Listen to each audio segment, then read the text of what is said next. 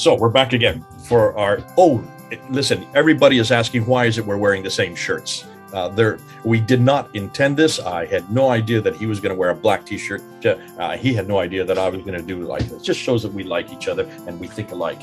And pretty minds do think alike. In this case, we're color coordinated in our apparel.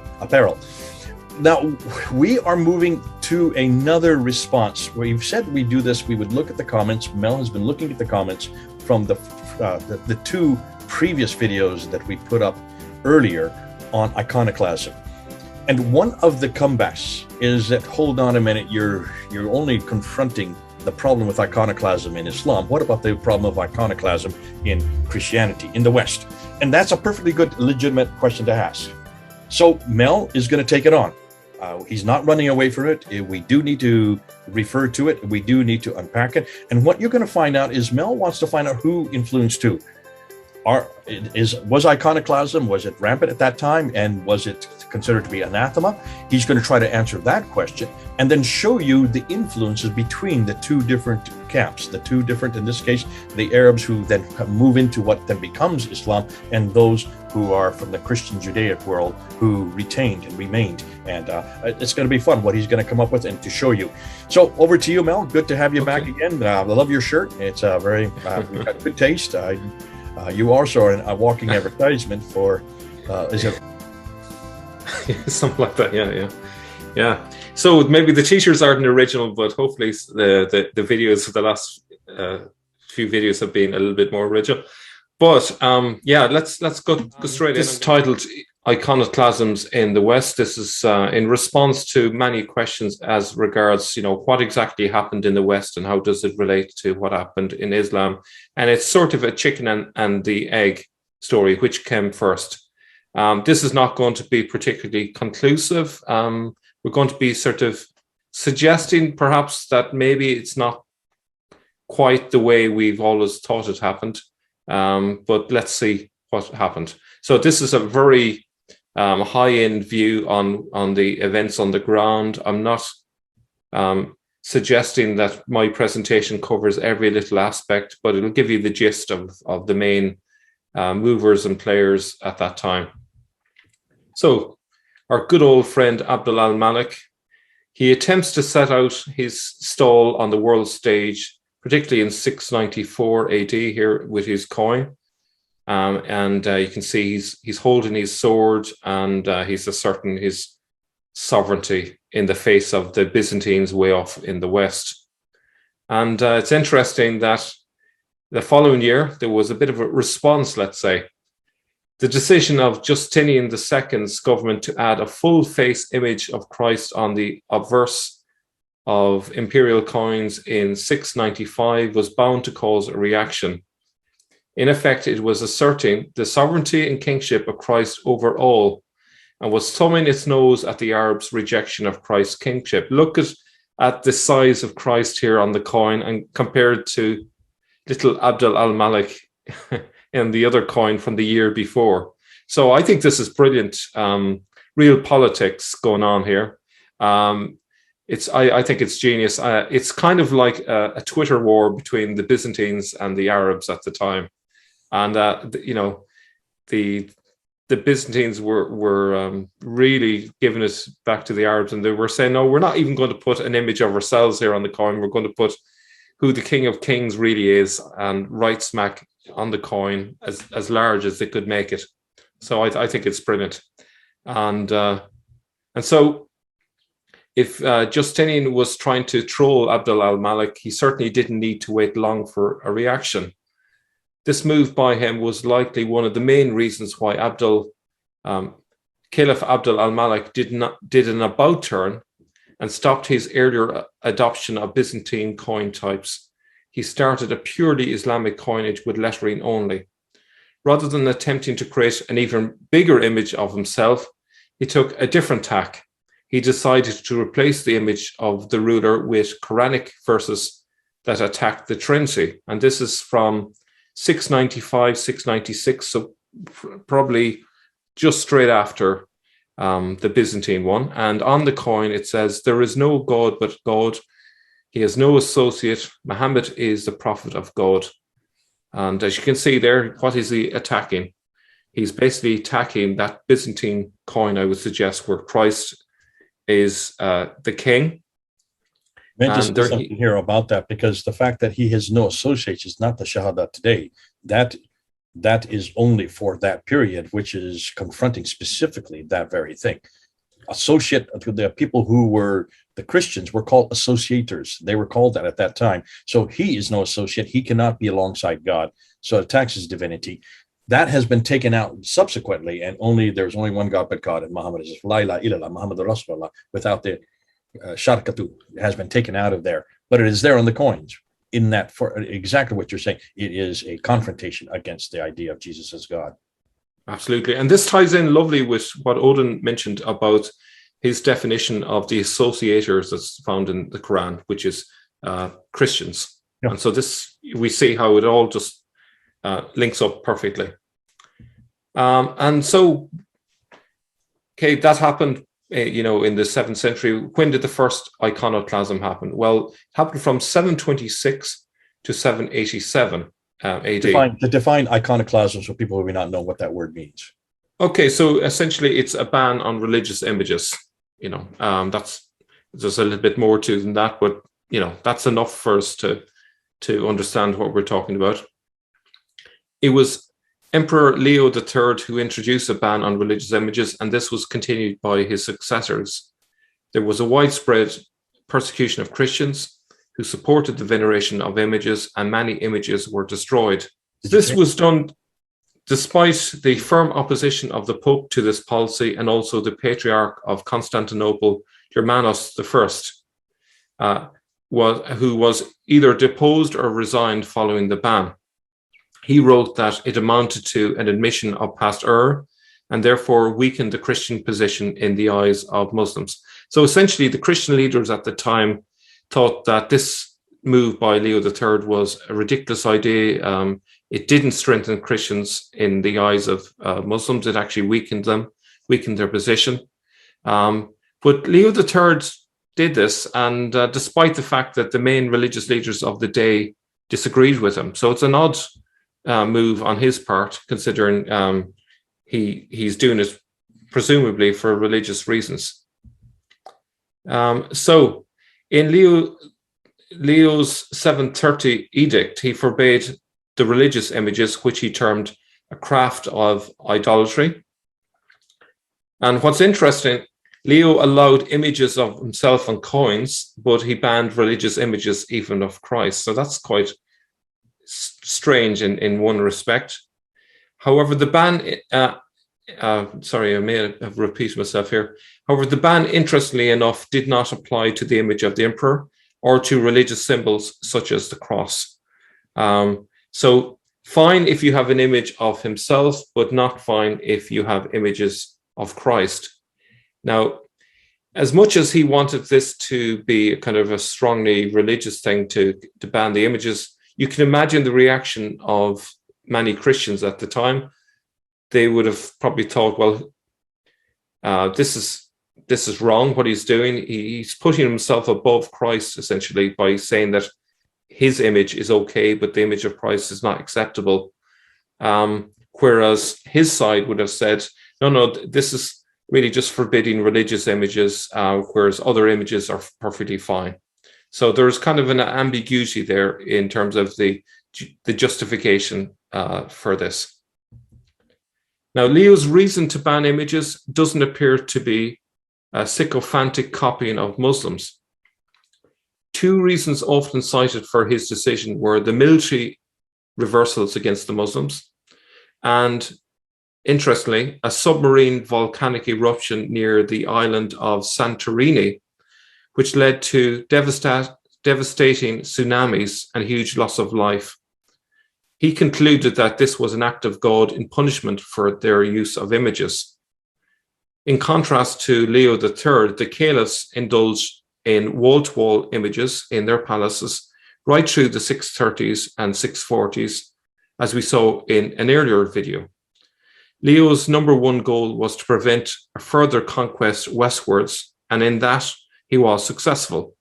So I would suggest that his main purpose really is he saw the use of images in a religious context, at least, as something that God didn't approve of, and he blamed this for why he was having military reversals. And when a tsunami happened as a result of a volcanic eruption, this furthered and strengthened his case, and so therefore he implemented this ban on religious images. I don't know if you want to jump in on any of that, Jay. No, I mean, it's fascinating because this would suggest, therefore, this had nothing to do with the iconoclasm of Islam at that time. As we have said, as you said in your previous episodes, the iconoclasm of Islam actually doesn't even exist in the 7th century.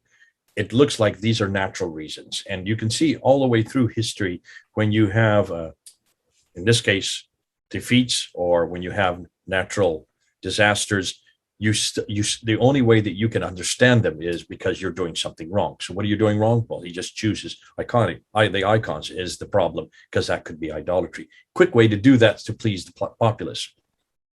Yeah. I suppose, it's the one thing that you want if you fail with anything is you want a scapegoat, I think it wasn't Nero who blamed the Christians back in, I'm going to say 66 AD. First century AD. Yeah. So, he blamed the Christians at that time and for the fire in Rome. Now, it was rumored at the time that actually he wanted to rebuild Rome and build broad streets and so on, and fire occurred, and it was a good opportunity to rebuild the city. But at that time he had a useful scapegoat, which was the tiny minority, which were Christians. So here we have Leo III doing something quite similar.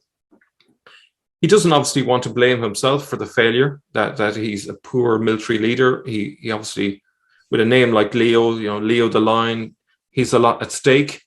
He doesn't want to be known as, Leo the Lamb. He wants to blame it on someone else, or something else. In fact, he wants to blame it on the icons. So it's a useful way to pass the blame on elsewhere. Now, there is some logic to what he did. The prohibition of making images clarified, as we'll see in Exodus 25. But if we look at Exodus 20, verse 4 to 6, we can see how he might have used this to justify his point of view. You shall not make for yourself an image in the form of anything in heaven above, or on the earth beneath, or in the waters below. You shall not bow down to them or worship them, for I, the Lord your God, am a jealous God, punishing the children for the sin of the parents to the 3rd and 4th generation of those who hate me, but showing love to 1,000 generations of those who love me and keep my commandments. So if you are only aware of this set of verses from Exodus 20, you would say, well, yes, Leo was perfectly justified. These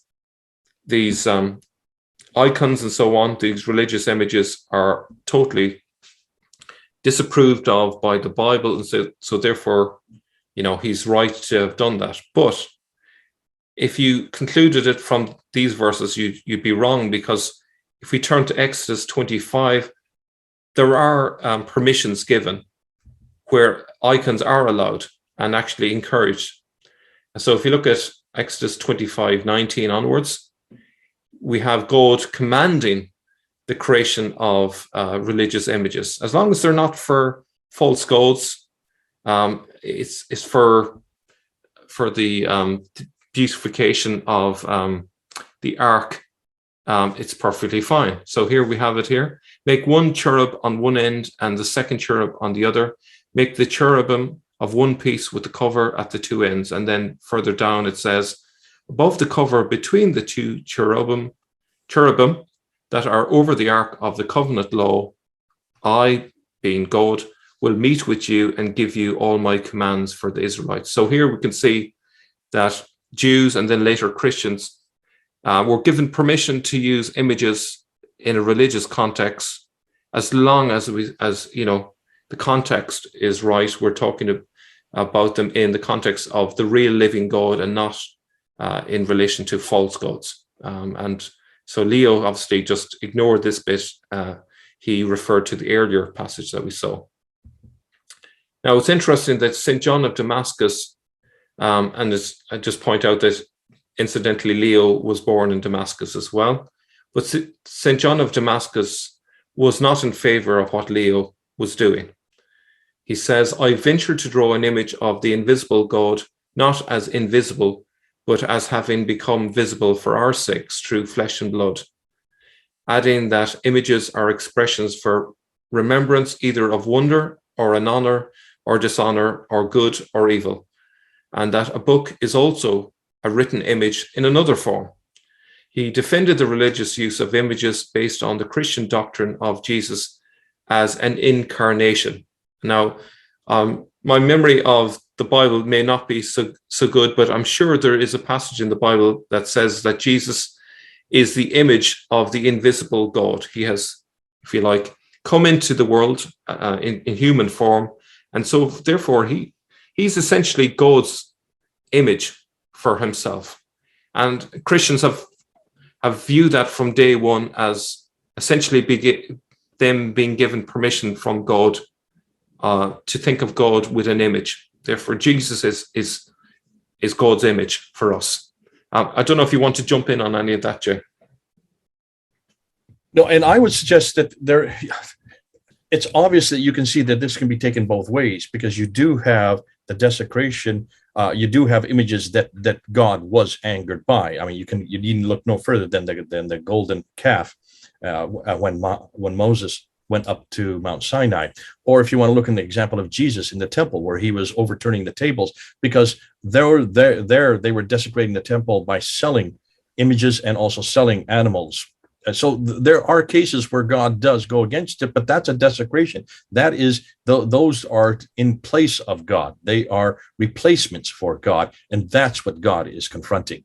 And in this case, I agree with John of Damascus completely. We do that all the time, and that's why we have images today. We want to remember. The best way to remember is to have paintings or pictures or movies or any sort of helps to remind us of what Christ did. And that's why, well, movies are probably the best example. You can go and see all the entire, I mean, one of my favorite movies as a little kid was The Ten Commandments, Charlton Heston as Moses, and he still is my Moses today. So whenever I read the Bible, I think of Charlton Heston with that strong beard and the red and white and black robe that he always wore everywhere. So I think John of Damascus is correct. We don't, by putting the images up, we don't revere them or worship them. In this case, I think Leo had what's going too strong against. But I think what you said earlier is the reason he needed a scapegoat. That's probably why he confronted it at this level. Yeah. I suppose, and just to use a familiar idea, many of our audience would probably have pictures of our family. Maybe we might even have pictures of our family on our desk at work and so on. But that image of our family is not that person.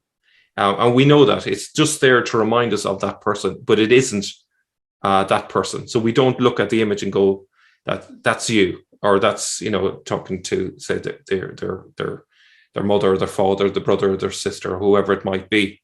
And the same for Christian imagery. We don't think that this image is God. It is just a reminder of God. As long as in our minds we keep that in mind, there's no problem. But if we start treating that image, even if it was an image of Jesus, if we start treating that image as if that was God, that's where the problem lies. And it's kind of a distinction that even Christians need to keep in mind. Well, you did. Go back just one last thing. You remember in our previous episode where you talked about Muhammad's image, and that up until the 1500s, that image was perfectly legitimate. And then in the 1500s, they started covering his face as if to give him reverence, or in this case, it was seen as idolatrous. So that's unfortunate that happened. I find it fascinating that this is the same time when when you start to see this anathema against tombs that we had in the previous episode as well. And so you can see that this effort by Muslims, at least, to confront iconoclasm. Now, you're still talking about Christians here. This is, and whenever that is done, I think it's overdone. And I would suggest that this is because of the fact of because of what had just happened earlier with the eruption, and also with the fact that they lost the battles. Yeah. Okay, so we now have the Council of Hieria in 754, and Leo III's successor, Constantine V, summoned the council that focused on the question of religious imagery. There were 330 to 340 bishops which participated. It declared the unlawful art of painting living creatures blasphemed the fundamental doctrine of our salvation, namely the incarnation of Christ, and contradicted the 6 holy synods. If anyone shall endeavour to represent the forms of the saints in lifeless pictures with material colours which are of no value, for this notion is vain and introduced by the devil, and does not rather represent their virtues as living images in himself, etc., let him be anathema, which means let him be cursed. This council claimed to be the legitimate 7th ecumenical council, but its legitimacy is disregarded by both Orthodox and Catholic traditions, as no patriarchs or representatives of the 5 patriarchs were present. Constantinople was vacant, while Antioch, Jerusalem, and Alexandria were controlled by Muslims, and Rome did not send a representative, so therefore it really didn't count. And so then later we have the Second Council of Nicaea, 786-787. When Constantine V's son, Leo IV, from 775 to 780, died, his wife Irene took power as regent for her son, Constantine VI, 780 to 97. She called an ecumenical council a year after Leo's death, which restored image veneration. Its decree clarified the matter on October the 13th that venerable and holy images are to be dedicated in the holy churches of God, namely the image of our Lord and God and Saviour Jesus Christ, and of our Immaculate Lady, the Holy Theotokos, and of the angels and all the saints. They are to be accorded the veneration of honour, not indeed the true worship paid to the divine nature alone. Emphasis on this. So they had a very clear distinction between the two. Never should any image be worshipped. But in the same way as this is accorded to the life-giving cross, the Holy Gospels, and other sacred offerings. So in a sense, icons were to be treated in the same way as you would a cross or the Gospels. You don't worship them, you just treat them with honor. So that was the decision made, and everyone was happy with that, and things moved forward, and that first iconoclasm ended. Okay? So in essence, the message going out was worship God, not the image. Christians may honor Jesus, the saints and angels, etc., through the use of these images, but the images may not be worshipped. Only God's divine nature may be worshipped. The distinction is worship Jesus himself, not the image of Jesus. Okay, so that was fine until we have the second iconoclasm in 814 to 842 AD. We have another Leo involved in this one, Leo V this time, who observed all the emperors who took up images and venerated them met their death either in revolt or in war. But those who did not venerate images all died a natural death, remained in power until they died, and were then laid to rest with all honours in the imperial mausoleum in the Church of the Holy Apostles. So essentially what Leo V is doing is, this is a logical fallacy. He's making a false claim about cause and effect. He's assuming because some people didn't venerate images and they had a natural death, that therefore that's the reason why those who did take up images and venerated them, that they died in war. But that was enough reason for him to start the second iconoclasm. He revived the iconoclasm in an effort to achieve military success. In 815, the revival of iconoclasm was rendered official by a synod held in the Hagia Sophia. But women saved the day in restoring the tradition of venerating images of Christ and the saints. Leo was succeeded by Michael II, then by Theophilus. When he died, his widow, Theodora, became regent for their son, Michael III. She presided over the restoration of icon veneration in 843, just as Irene did in 786 to 787. Why was it in both cases it was women that brought back the veneration of images? I would suggest perhaps they understood the importance of beauty in conveying the mysteries of faith, and so they felt perhaps that it was their duty to do something about that, and restore the kind of the centrality of beauty. And I think they should be honored for that. We wouldn't have the beautiful churches that we have today were it not for them stepping in and calling a halt to this iconoclasm. I don't know if you want to jump in on that, Tom. No, God bless the women. I'm glad they're around. I'm glad they have more common sense than many of us men. Yeah. So now we move on to the third iconoclasm during the Reformation. And what's interesting is the timing of this seems to coincide with let's say the move towards removing the image of Muhammad in the paintings from that time. And again, it's a chicken and egg situation. Which came first? It's not particularly clear. It could be that Muslims started doing this first and then Christians imitated them, or it might have been the other way around. It's hard to say, but it's interesting, the timing.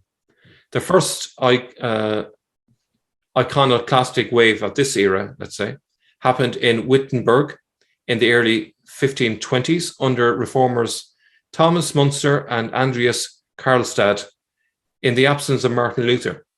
Luther argued that the mental picturing of Christ when reading the scriptures was similar in character to artistic renderings of Christ. So Luther was not against the idea of depicting Christ in an image.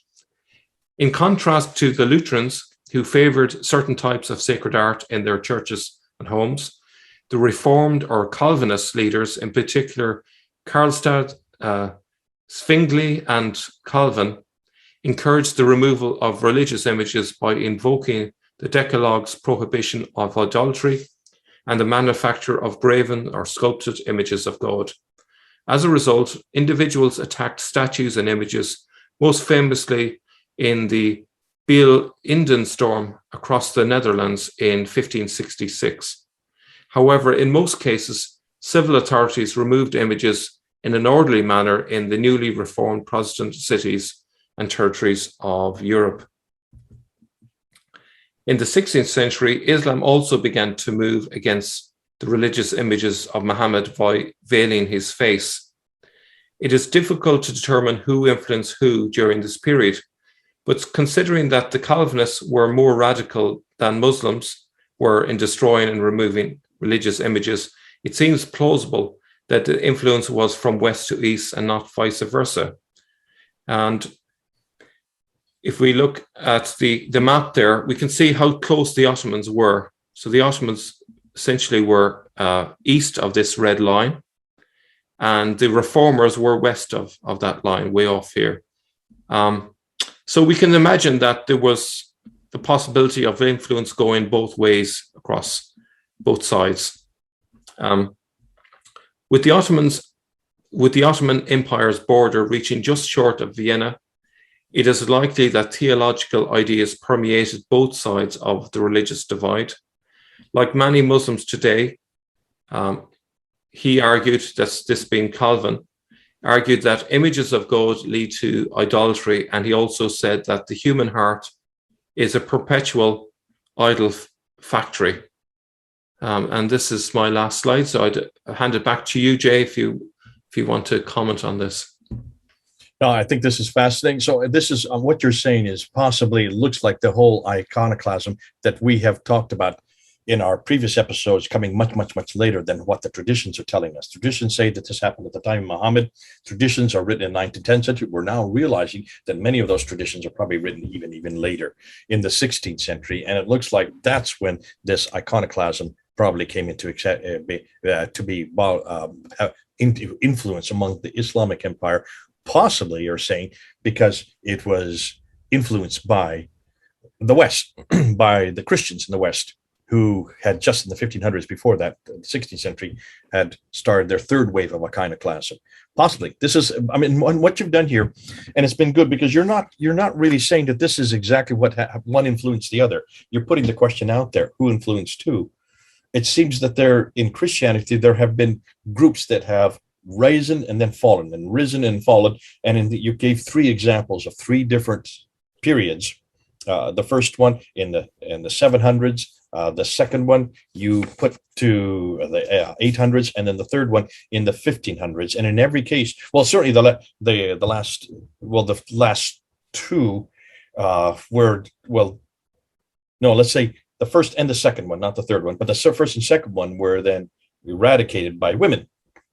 And why not? Let's let the women do so, because they, in some ways, can see areas that a lot of us don't see. And I'm not trying to be sexist here, that I'm against males, but certainly what we do know is that it's fascinating how the Lord has used women all the way through his ministry. He did so at the very beginning, and he's also doing so here. But it's iconoclasm. I mean, I'm not an iconoclast myself. I think it's great that they have images. I think it's terrific that people have images, and I think it's good that people wear crosses, and they also have pictures of the nativity scene. We do that on Christmas time. We are the first to put images of Christ there in the cradle, and we have all kinds of music. We do that all the time. Our music is not idolatrous at all. In fact, I wouldn't know what I'd do without music. I feel sorry for the Muslims that don't, and it's fascinating because the Muslims don't have music and they don't have imagery, and so therefore their God, who is already vacant and never enters time and space, they have never seen him face to face. They will never see him face to face because they have eradicated him from the 16th century on. And it's the 16th century that interests me. That's quite late. And the fact that this is not from the 7th century, not from the 8th century, not even from the 9th and 10th century, where it is then we see it red and we see it coming to fore. It looks like it is from the 16th century when these writings were finally the manuscripts that we have today.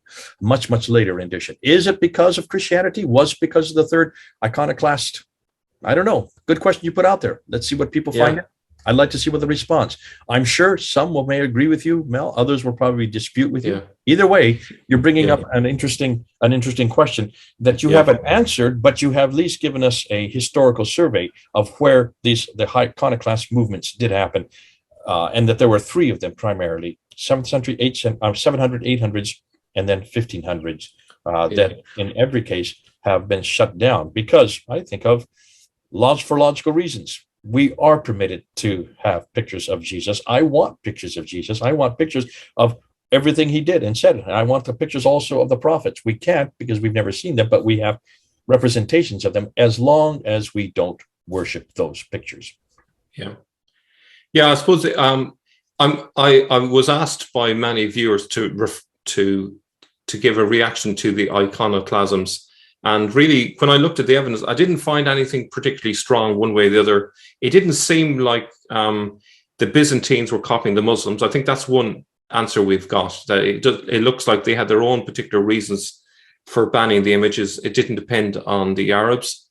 And then if we turn to the 16th century, it's a 50-50 who influenced who. They were probably drawn from a common culture between the two. The ideas were in the ether, as it were, and probably influencing people. But I think the arguments that Christians had for banning images at that time were different arguments from what the Muslims would have had when they were banning images of Muhammad. And fascinating that you brought up also that when it was ever used, it was always used for political reasons. In both the first and second, they were used to not only explain or to blame the defeats in war against the Muslims, but also in the later time to actually help them to go to war and to give them some type of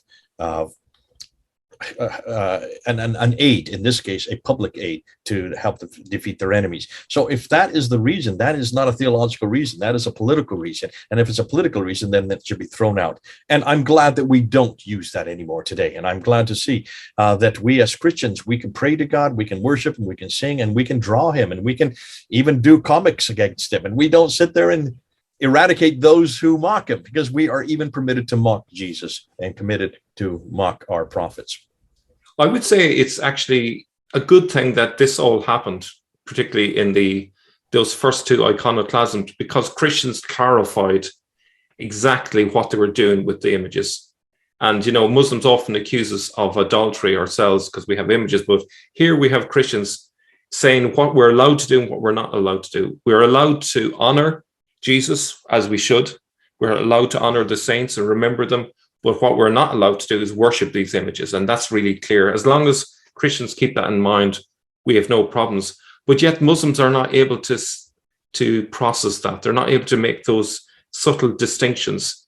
And they get muddled around this. They accuse us wrongly of idolatry. And yet they themselves are actually doing things which are clearly idolatry, like kissing the black stone in Mecca. Wow, what an contradiction right there. Yeah. When I was doing my master's thesis, I went around and I asked a lot of converts to Islam from Christianity, who were mostly Afro-Americans, why they had converted. And I wanted to find out, and I found about 12 major areas why they converted. And right at the top, not the number one, but number 2 or 3, was this problem of idolatry. Now, number 1 was the Trinity, of course, because they just didn't understand it. And if you don't understand it, then you want to eradicate it, get rid of it, think that this is illogical. You want to go with that which is reasonable or logical, as they said. But what was fascinating, I always put back to them, I said, okay, this problem with idolatry, what idolatry are you talking about? And they said, well, it's the singing. And I said, hold on a minute. And almost all of these were Afro-Americans. I said, you have some of the best music in the world. Your people are the worship. In fact, almost all of your great singers who then go on to become popular singers, they all started their singing in churches. Are you suggesting that that is anathema? Of all people, this is your heritage. This is what you have given to the rest of us, and we honor you, and we are so overjoyed because you created jazz. Where do you think jazz came from? You created soul. Where do you think soul came from? It came out of the churches. It came out this need to worship God in song. And for them to turn their back on that, in almost every case when I brought this up, they did not have a response to that. And I could see that this was something they had not thought through. And I would wonder if I had come back, and maybe I should go back and ask them now years later, what do you miss most about what you left behind, leaving Christianity to become Islam? I would wonder how many of them would miss the fact that they worship God in both song and in imagery, the imagery that is beautiful that we see. One of the things that I love about our churches, just the stained glass windows. And I remember going to London. I went to this church in Willesden that was now a mosque. And I went inside, and the imam wanted to show me. He says, look what we've done. We've taken off this anathema, these beautiful stained glass windows, and replaced them with plexiglass. Yeah. Oh my God. And I just sat there and I almost cried when I saw what they had done, that beauty they had just destroyed. And he was proud of this. And we took out the pews, he said, and now we have rugs. All these beautifully ornate pews, just rugs there. And I turned to him and I says, you have despoiled a perfectly beautiful piece of art. All this beautiful, this is one thing that made this church so beautiful, was the art, and you have just destroyed it. And this is what iconoclasm does. It destroys that which should not be destroyed, because these are expressions of beauty. These are creative expressions of honor and also of worship. They are worship. Every time you create something that beautiful, that's an act of worship. To throw that out and say that this is anathema, I'm so glad that we in Christianity come back to our senses. And, go ahead. I just feel like this is like an important point too. There's a huge contrast in the theological view that Christians have in comparison to Muslims, which is we Christians believe that we are created in the image and likeness of God. They believe that we are just slaves of Allah. It's a totally different idea, and it creates a totally different response. If we are living icons, if we are images of God, and the more we become a good person, the more we are honoring God in the way we live. That is a huge encouragement, and it creates meaning for life. I don't see any meaning in just merely being a slave for a tyrant. It's a totally different thing, and I think this is really central to why a person. Further, Mel, if we are nothing more than slaves of God, then you don't want to sit there and have images of him as a master to a slave. But if you see him as your Abba, your father, your daddy, Abba means daddy, and that's the name we give him in Greek. in the New Testament. And you know that historically, from the very beginning, we were walking and talking. We were in the presence of God. We could see him face to face all the way through these theophanies that we have all the way through Scripture of God coming down and being able to, yes, wrestle with Jacob and be able to talk and eat with Moses. I'm sorry, with Abraham there in front of the tent of Mamre. These are images of our God who we can see face to face, and spent 33 years on earth. And people like John and Matthew wrote about that God, the God who was there in human form. They wrote about what they saw. They wrote about what they heard. And they were joyful for having met God face to face. If that is the case, God does present to us. He's not a master. He's not a master to us slaves. He is a father, and we are his children. If we are his children, then we want to talk about him. We want to depict him. We want to sing to him. We want to rejoice about him. We want to revel in him. And that is expressed all the way through art. It's expressed all the way through song. And it's the beauty of Christianity, more so than probably any other religion, that our God, we have a relationship with. What better way to relate to somebody than to actually draw him and paint him and sing about him and praise him through our art, whatever form that is. Yeah, absolutely. Hear, hear. Okay, well, listen, this has been good. You've given us, and I think you've answered the question very well. You haven't really stipulated who copied who. What is interesting is in almost every case where iconoclasm became a problem in Christianity, what I like you've done is you've shown that in some ways that's the aberration. The iconoclasm is the aberration, and justifiably got eradicated twice by women. God bless them. Yeah. And thank you for that. And that today we don't have that problem anymore. And that's why, in some ways, the whole icons and the whole beauty of what the icons give, and this story and the remembrance that helps us to remember things, just like pictures do. We have photo albums. Why do we keep photo albums? Because to remember all these things that we have done in our family. Well, the same thing we do with Jesus, and the same thing we do with our icons in our church, and our stained glass windows that must remain for there to remind us. Thanks so much, Mel. This has been helpful. There in Ireland, me here, 3,000 miles apart. This is Jay and Mel, over and out.